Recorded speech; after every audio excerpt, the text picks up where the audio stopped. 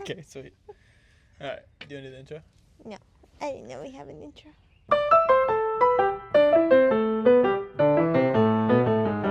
You look like Bright. godly right now. Lean up a little bit. Lean up a little bit. I want to see the lighting look better. Yeah, we gotta do that. It's uncomfortable. Hello, everybody, and welcome back. You know your mic is picking up. If you laugh silently, please. Alright, trying again. Hello, everybody, and welcome back to the Riceman channel. For the third time, we're switching up the format, and we're joined by the most special guest possible, Miss Riceman. Yeah, you say hey to them. Okay.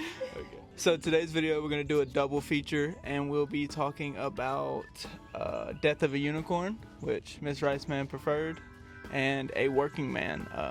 Which I also prefer.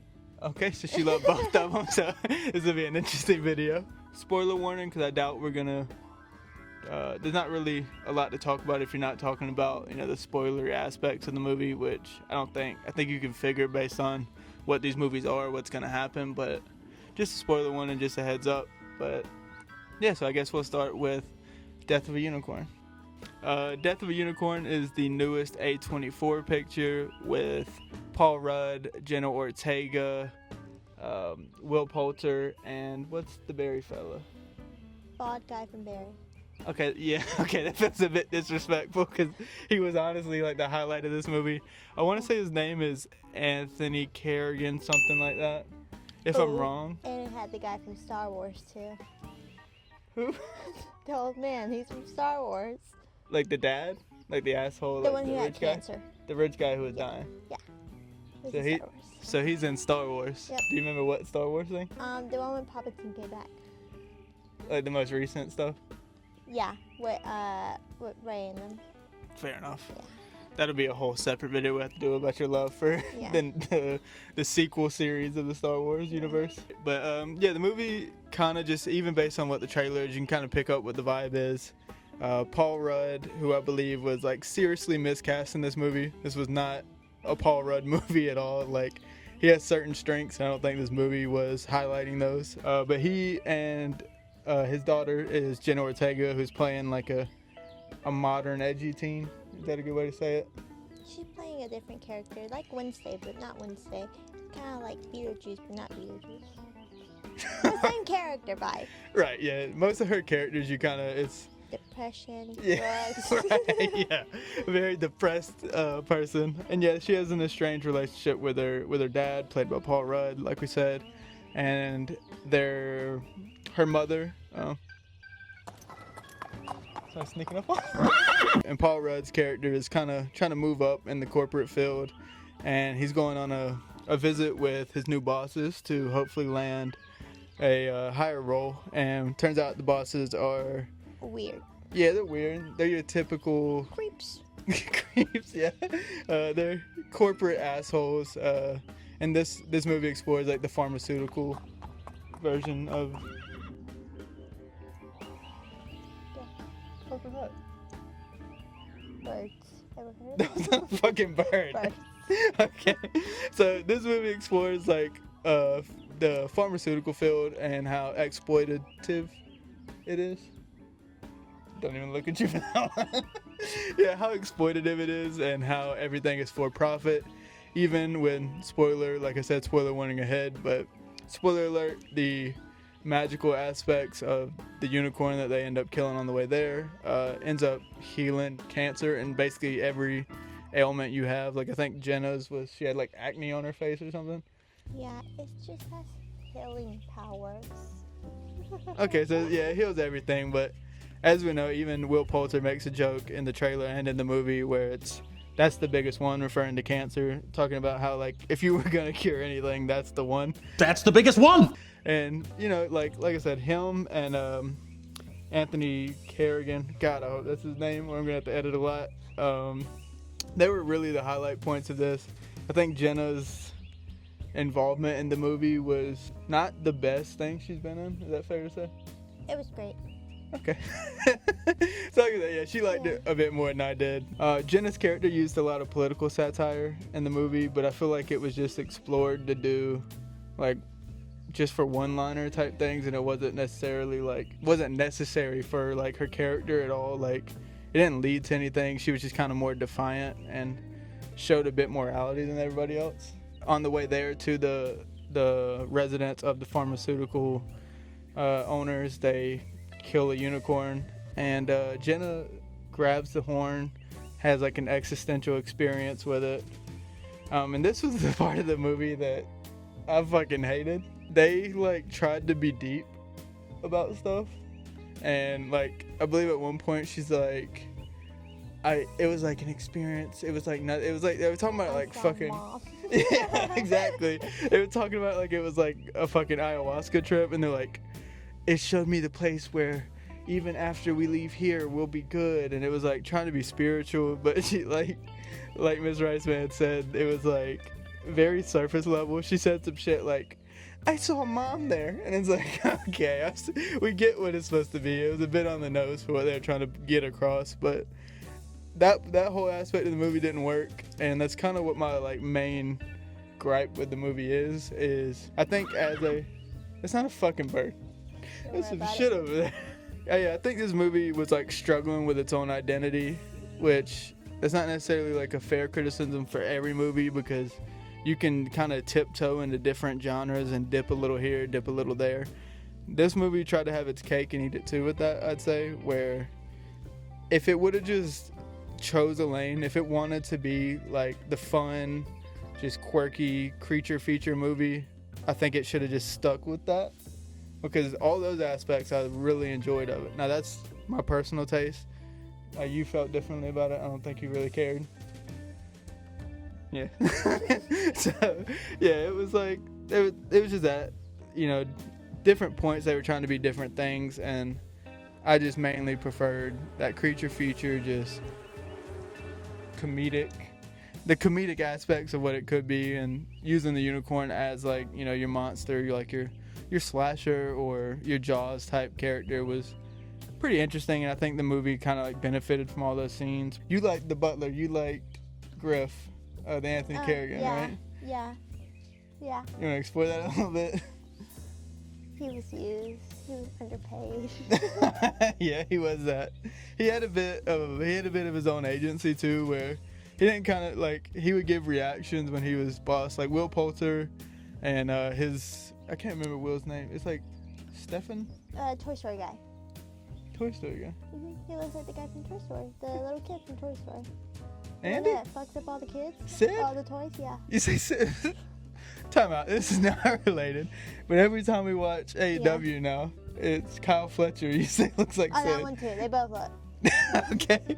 A lot of Sids out here running around, but yeah, his dynamic with Griff, the butler, was probably the funniest aspect of the movie. Just about everybody has a pretty interesting or satisfying death, especially everybody who deserved it. They kind of got fucked correctly. They had cool deaths. Yeah, they were very good. The way they killed him. The way that unicorns would kill him. Yeah, they utilized the aspect of like the unicorns as like the monsters really well. Like all the deaths were, pretty, and they used the environment. Top tier. Yeah. You remember when the guts went out of one lady, or when the mom was getting something eaten or some shit on the pool table. Yeah, that was good. Okay, yeah, there were some really good deaths in it, and again, that's another highlight of the movie. Like when they did the silly horror aspects, I think that was the best part. But yeah, we get to the end, and we think Paul Rudd dies for a few minutes there. I knew he wasn't gonna die. I knew that unicorn was gonna come back. Okay, but I'm setting it up. I knew it. Right, okay, but I'm setting it up a little bit as if you didn't know, if you were living in the moment. Okay. I was living in the moment. I knew. Right. Fair enough. But yeah, Paul Rudd dies, and I thought he died, right? And Jenna and him have a little moment there, and unicorns grab him, drag his body over to their fallen unicorn, which the whole movie, the parent unicorns were, I assume, parents. Is that a bad assumption? Yeah. Why would it be a bad assumption? Good. You know what they say about assuming? What? It makes an ass out of you and me. No. Okay. All right. So they drag Paul Rudd over there with their fallen unicorn, which we believe is their child. Yeah. Okay. It's their child. And they do some magical MCU special effects where like this orb that glows and brings both of them back to life. Because they can heal themselves. Remember the unicorns. You're missing all the act. Oh. You're not telling them what Oh, happened. tell them how great this movie was. Let's go. No. I think No. that's the point. No. Tell them, what are we missing? You missed the entire reason why the unicorns were hunting them down. Because they kidnapped the child. They tortured the child. Well, they didn't torture. They thought They it was. tortured the child. So they believed it was dead, but they were still getting like Yeah, electromagnetic. So therefore it wasn't Magnetic. dead. So they knew it wasn't dead. Yeah, and they, like I said, that goes into the for-profit aspects of the pharmaceutical. They didn't give a shit that they were torturing the animal to get it. They just wanted to get it and make a profit like quickly. And that's those phone calls where they're trying to make sales before they have even FDA tested any of it. They're just like, fuck it, it works. Let's make some money off of it. So that was fun stuff. But yeah, is there any like lingering thoughts? I guess it's Paul Rudd in them.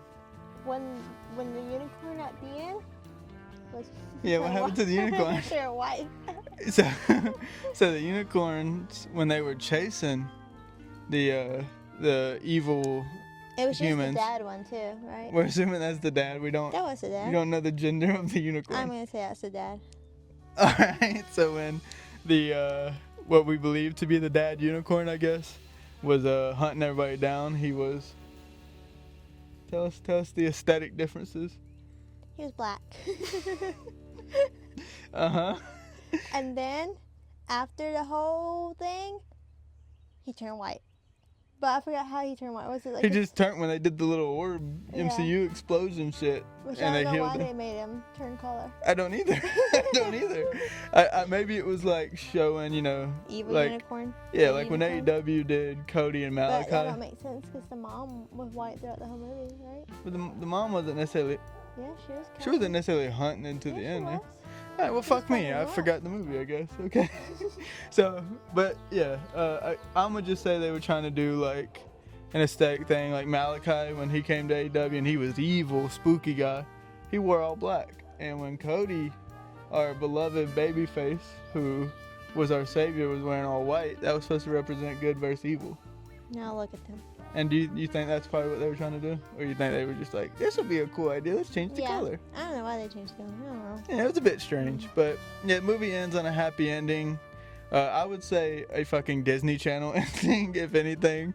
Like, and that's kind of, yeah, like my main gripe. This movie, if it would have stuck in the horror feature, like, area or creature feature, I think it would have nailed what it was going for, but it ended up becoming a DCOM, where it was just, like, essentially a Disney Channel movie, where now they have a perfect relationship and everything's okay, and there was no problem. Like, if you just added fucking Final Destination deaths to High School Musical, I think that's what this movie is. All right. So that was Death of a Unicorn. But now let's dive into A Working Man, which is fresh on our brain, right? Yeah. So you should remember all of this. Mhm.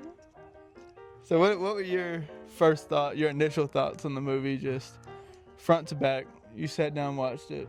As soon as you walk to the theater, go to the restroom, come back, what do you think about the movie? I was thinking, damn, did it end already? And I didn't know whether to go inside or not go inside. You could go to the bathroom at any point in this movie or go get refills on the popcorn and come back, and you knew exactly what you missed, basically. Yeah. Like, you knew where it was going from the jump, which, if you saw the trailer for this movie and you expected some real highbrow action movie, if you expected even John Wick from the trailer, you're a fucking idiot at this point, because it's a Jason Statham movie. But I believe this is Sylvester Stallone executive produced this movie. So it's his first movie. That's Rocky, Rambo. The one Creed. you got mad at me because I didn't know who it was. Huh? For that one, somebody came out to the entrance for that. Yeah, when Tony Storm came out like Rocky. Then you looked at me because Yeah, I didn't get mad. Let's clarify so that. pissed off. Yeah, I was a bit disappointed that you didn't know who Rocky was. Quick little synopsis. I believe his name is Levin, but he gives a fake ID for like Bill Coates or something. But I do believe his name is Levin. That's Jason Statham's character. He used to be a Green Beret in the Army. Is that what Green Berets are? Oh, come on, Miss JROTC. Where's the Green Beret? Oh, no. Y'all see that shit? Oh, no. It's been years. We're taking your digital camera back. You can't have it no more. He's obviously retired as these action movies go. And yeah, he's trying to get out of the game. Has a construction job where Jenny, the daughter, do you know the dad's name? 'Cause he's in almost everything you've ever seen. Is it because I'm Mexican and you think I would know? Oh, no. No, that's not why at all. Is that why? No, I don't know him. Okay, well, yeah, he was incredible in his role in this movie. You know, they didn't give him much to work with. He had the pretty generic dad of a missing teen role, but she gets kidnapped. That's even in the trailer. On a night out in the town, gets thrown into human trafficking. She was kidnapped by two people involved with the Russian mafia for the Russian mafia. And all this was organized by the son of an actual powerful member of the mafia, like one of the heads of it. It was the dipshit son who was getting involved in this, making a check off of selling people for obviously nefarious activities. And yeah, and it's up to Jason Statham's character, who is trying to get out of the game, as he says multiple times, to kind of, you know, put his skills to the test and rescue her in time before she gets killed or sold off and shipped somewhere else. So what'd you think? You know, just about the plot. I don't remember how at the beginning of the movie there was like those first with Mexican kind of gangsters were they over there? I don't know why. I have no idea what I don't know why they added that. Yeah, I was thinking the entire time it was gonna be like actual like like some cartel shit or something. Yeah. And I was like, oh, maybe that's why she got kidnapped. Something in regards to the business. Yeah. No.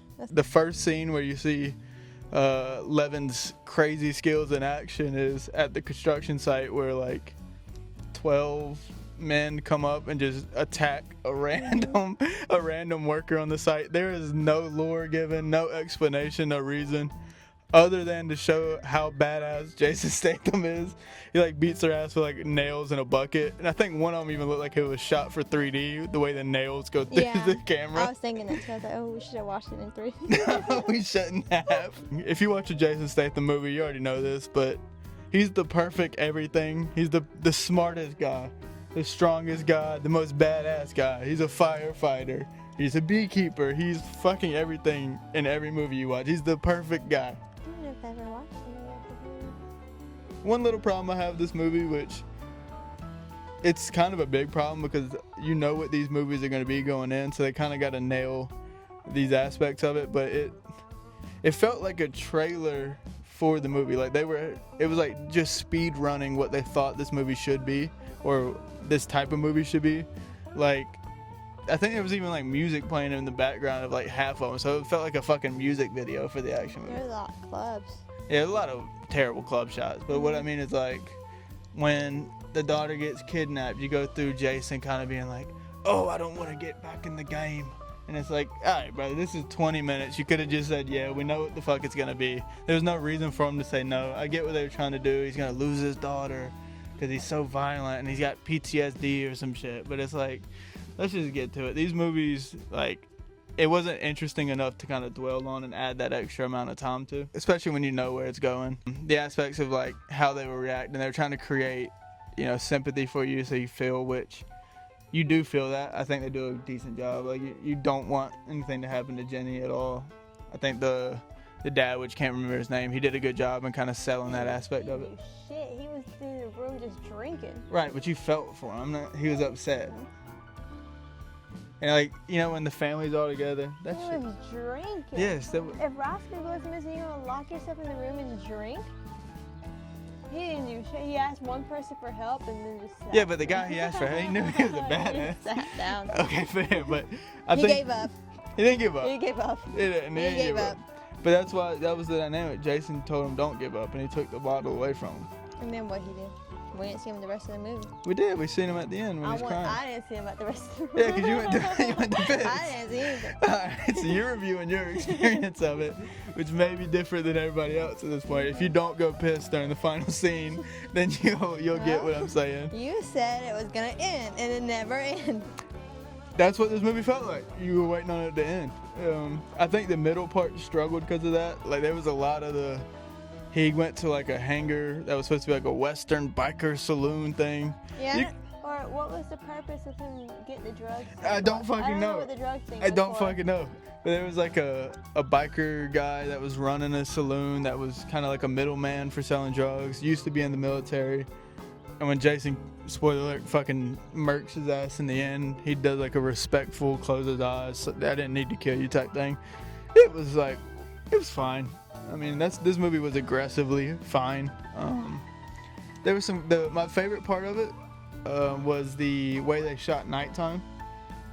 It was very blue, which I know a lot of people be like, it's not realistic, it's not blue outside when it's nighttime, but it looks better to me visually on screen. And they had a lot of smoke machine effects that I thought looked cool. It created like a nice ambiance, especially for the chase scene when Jenny escapes at one point. The moon was fucking huge in this movie. I don't know why. It was just gigantic for no reason. It was prominent in so many shots. Now, I genuinely think, and this is like an aspect of other scenes in it, they just thought it looked cool. I think they did a lot of shit because they were like, this will look cool. Like the bikers all got like wild outfits. One of them is wearing like devil horns on his hat. The other one's in like a full fucking samurai outfit on his bike. They're like, the chair he has is like a Game of Thrones chair, but it has like guns. There was like a cowboy in here at some point. He was also with the biker. The guy with the cowboy hat. You don't even remember him? See, that's how memorable this movie was. The Russians' outfits were good. The Russians' outfit, they were wearing like fucking GTA Online outfits. They were wearing like jumpsuits and bucket hats that like I thought was gonna be comedic, which they did poke fun at it. They were like, this is luxury, and said like this is brand name, which fair, I guess. I mean, this movie was self-aware. Like they didn't try to make you believe anybody was a threat to Jason Statham. He kicked everybody's ass.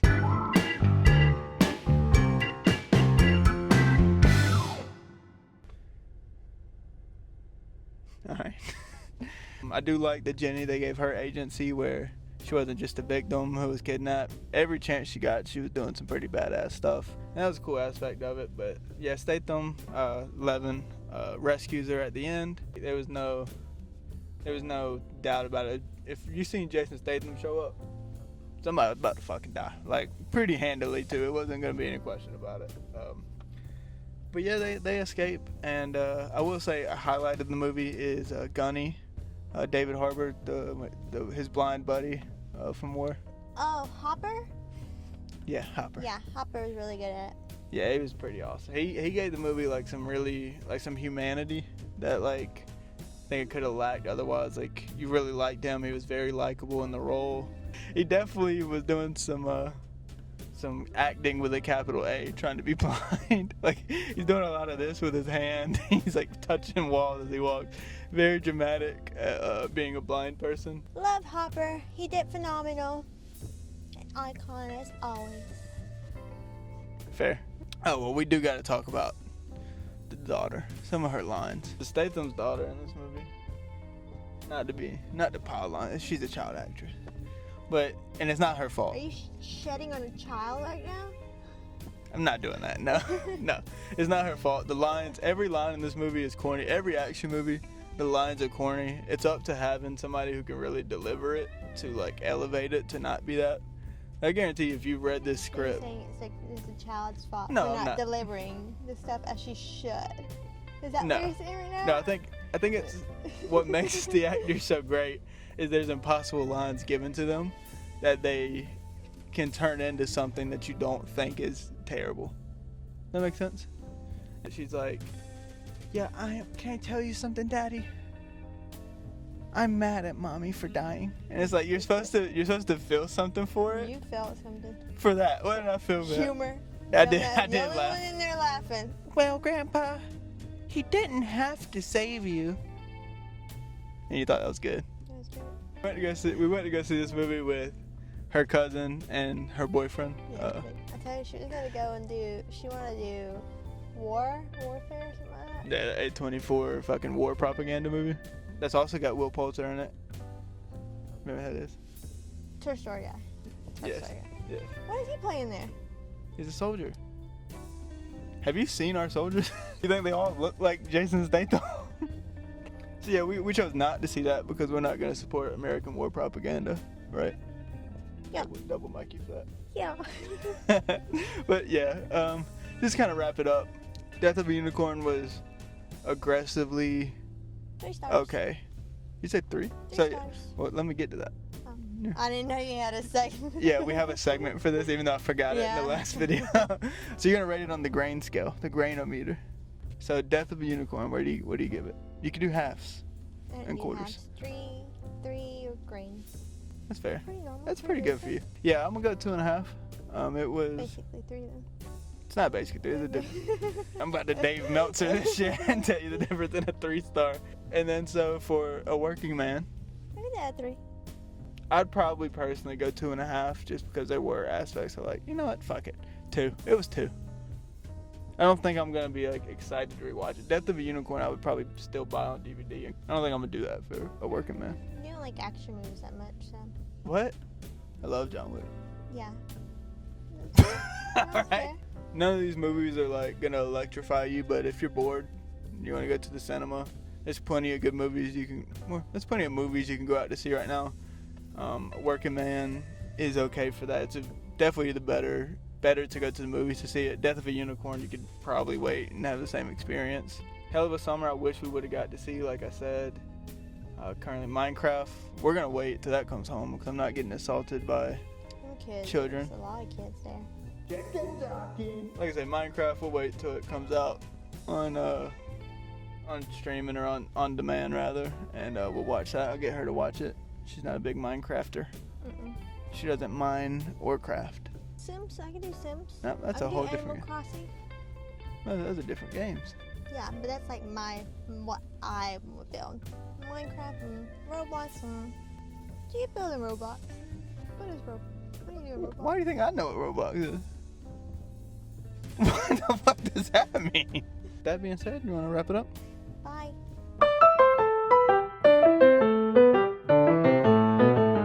Rocky boy, Gordito. What did you think of the movies? ¿Qué pensaste de la película, Brasco? Loved it.